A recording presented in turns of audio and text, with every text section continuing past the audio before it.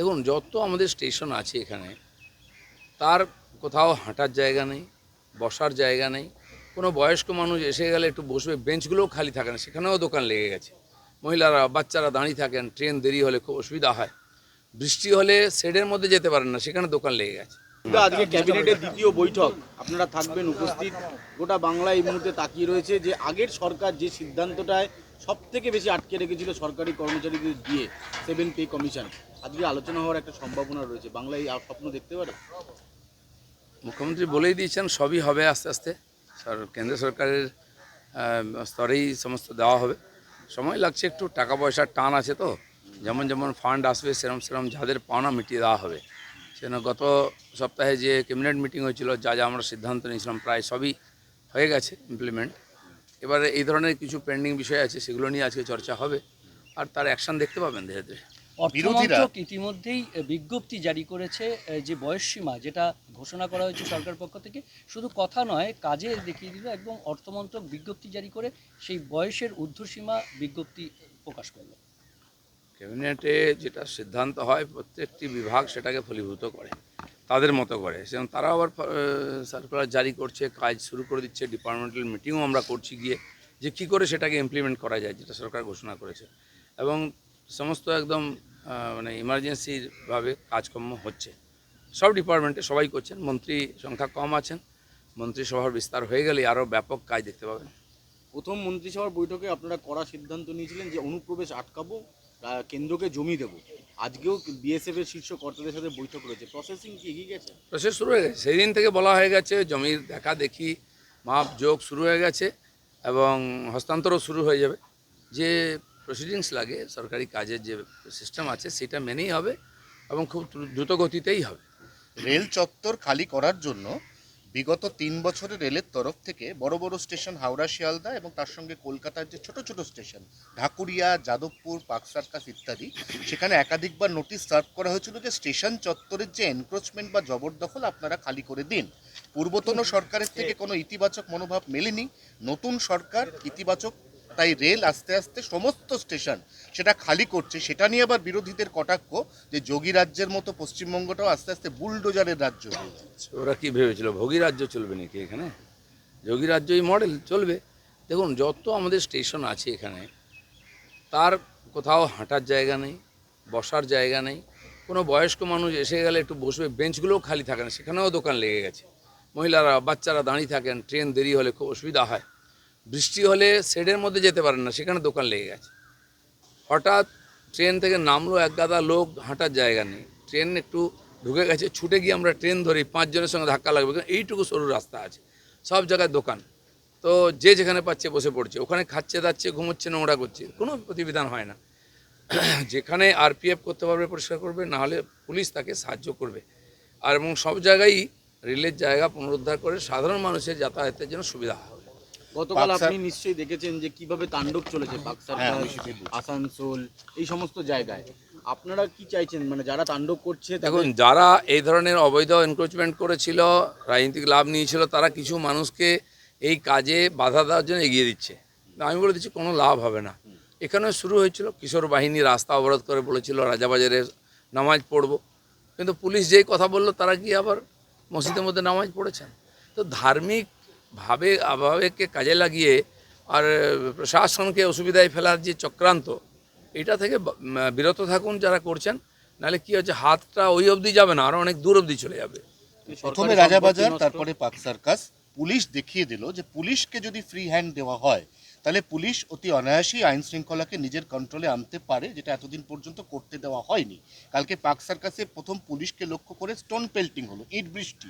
তারপর 8 ঘন্টার মধ্যে পুলিশ এমন পাল্টা অ্যাকশন শুরু করলো যে সুরসুর করে যে যার মতো বাড়ি ঢুকে গেল।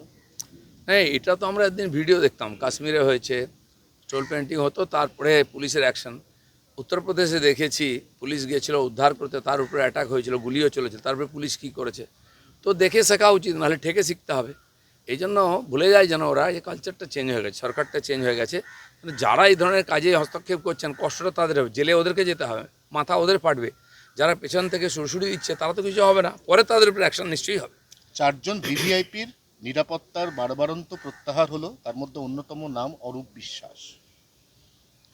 বেশিরভাগ ভিভিআইপি কোনো না কোনো দুর্নীতির সঙ্গে যুক্ত। সাধারণ মানুষের ভয়ে এরা এই ধরনের সিকিউরিটি নিয়ে ঘুরতো। ফলে পুলিশ যে ফোর্স সেটা আমরা রাস্তায় দেখতে পেতাম না, নেতাদের বাড়িতে নেতাদের গাড়িতে তারা ঘুরে বেড়াতো। সেই পুলিশ তার ডিউটি করবে, সাধারণ মানুষের সুরক্ষা দেবে, মানুষ নিজেকে সুরক্ষিত মনে করবে। কয়েকজন নেতা সুরক্ষিত থাকতেন, বাকি অসুরক্ষিত। তারা যদি মানুষের রোষকে ভয় পায়, রাজনীতি ছেড়ে দিয়ে বাড়িতে বসুক না। সল্টলেক স্টেডিয়ামে যাতায়াতের সময় আপনি নিশ্চয়ই একটা স্ট্যাচু দেখেছেন, মানে অর্ধেক রয়েছে বডি, তার উপর পা একটা আছে আর বল আছে। বল আছে। নিশীথ প্রামাণিক বলছে এটা রাখা যাবে না, কারণ এটা কোনো মানেই নেই। অনেক কিছুই সরকার করেছে। এই যে বিশ্ব বাংলার লোগো গোল গোল ঘুরছে, ঘুরতে ঘুরতে পশ্চিমবাংলা 15 বছর এখানেই ঘুরতে থাকলো, এগোতেই পারলো না।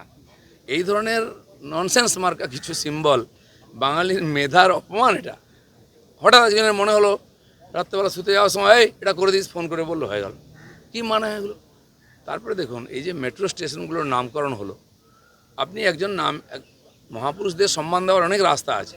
ওই এর সামনে একটা স্ট্যাচু বানিয়ে দিন, তাকে দেখে চিনবে, নাহলে লোক জানবে না কোন লোকটাকে। ছেলে বাবাকে জিজ্ঞেস করবে, বাবা এই টেকো লোকটাকে, এই বুড়ো লোকটাকে। মহাপুরুষদের প্রতি আপনি সেখানে সিঙ্গুর পড়াবেন, মহাপুরুষদের জীবনী পড়াবেন না, নন্দীগ্রাম পড়াবেন, আপনার জীবনী পড়াবেন।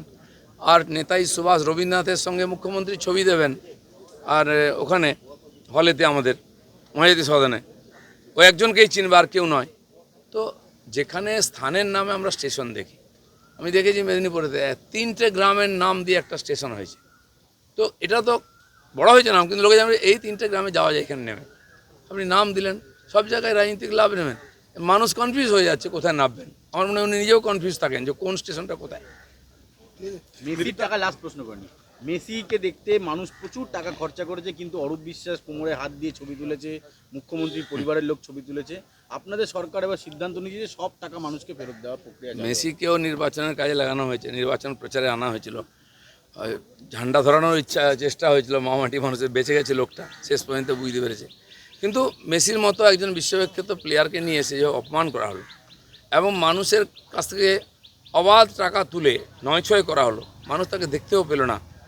এর সমস্ত ইনকোয়ারি হবে এবং যারা যারা টাকা খেয়েছে, এখন সময় আছে, হিসাব দিন, দিয়ে দিন, নাহলে টাকা তো যাবে, মান সম্মান যাবে, বাড়ির ভাতও খেতে পারবেন না, জেলের ভাত খেতে হবে। ঠিক আছে, আপনি আজকে পঞ্চায়েত মন্ত্রী, এই পঞ্চায়েত দপ্তর নিয়ে বারবার বিভিন্ন অভিযোগ উঠেছে, একেবারে ঘুঘুর ভাষা হয়ে গেছিল বলে অভিযোগ ছিল। সেই ঘুঘুর ভাষা ভাঙা সম্ভব? অভিযোগ তো আছেই এখনও, আমরাও জানি। সেই সমস্ত প্রশ্নের উত্তর খোঁজা হচ্ছে। ডিপার্টমেন্টে কয়েকবার বৈঠক করেছি, আজকেও আমি বৈঠক করছি বিভিন্ন বিষয় নিয়ে, সেগুলো চলতেই থাকবে। বেশ কিছু পরিবর্তন হতে থাকবে।